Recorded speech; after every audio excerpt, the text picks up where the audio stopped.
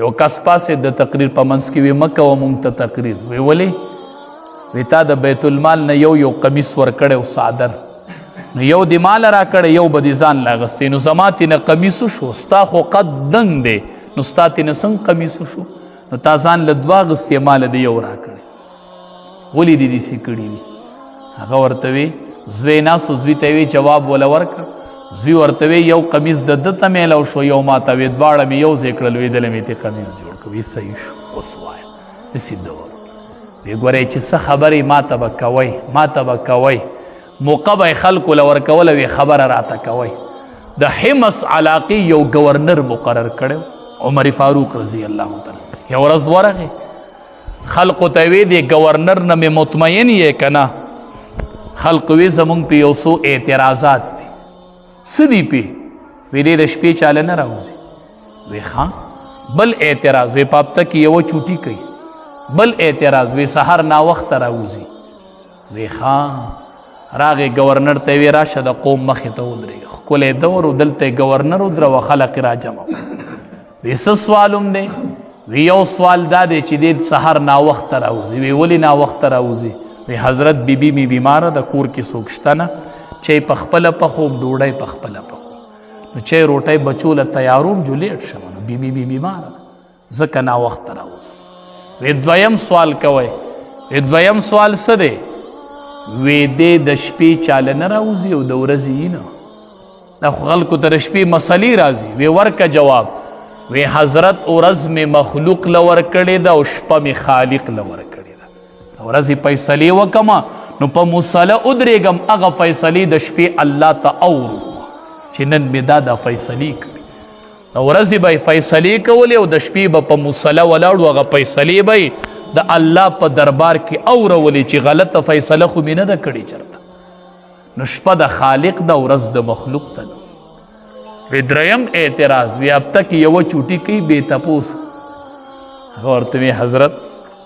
دقه یوه جوړه مې ده دا ډبله ده نو بله جوړه مې شته نه نو دا ووینځمه په هفته کې یوه ورځ خوله پې جمع شوي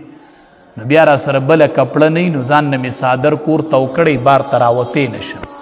د عورت د پټولو را سره څه نه نو دا جوړه غرمو ته پرته زه کور ناست یم نو دا یوه ورځ چوټي په دې کېږي چې بیا را سره بله جوړه دی دا د حمص د علاقې گورنرو والامام العادل عادل حکمران چې دعا غواړي الله یې قبلي مونږ هسې د عادل نوم اورېدلی دی صرف نوم هم زوت کړی دی عادل پیژنو نه چې عادل حکمران څه ته وایي عادل حکمران څه ته وایي خلق یې راغې ملاقات له وي این وي ورشئ په جومات کې به یي نه چې لاړه ځان له ښکلی په جومات کې هو دا امیر المؤمنین دی داغه لو کان بعدی نبی لکان عمر دا هغه دی وی آو ته سره خو څه نشته دی بس هغه ورته وی انصاف چې دی دا د بنده قلا ده انصاف قایم که بن آبادې مه جوړوه دا ستا قلا ده بس دا به د حفاظت کوي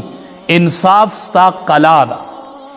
خلق به ورسره داسې میلو شو وبه یې لیدو امیر المؤمنین د شپې راوتلی دی د قوم حالت معلوموي بچي ولیدل ډیر په تکلیف حالت کې دي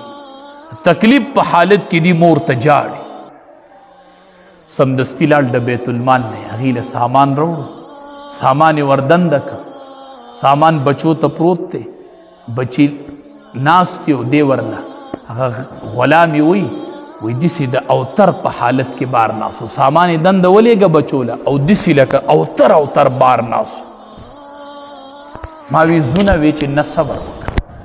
چې کور کې هغې ماشومانو له هغه سامان پوخ شو که نه هغې وخوړو لبې شروع کړې د ماشومانو وخندل وی ما ته وی چې راځه چې وځو ما چې ولې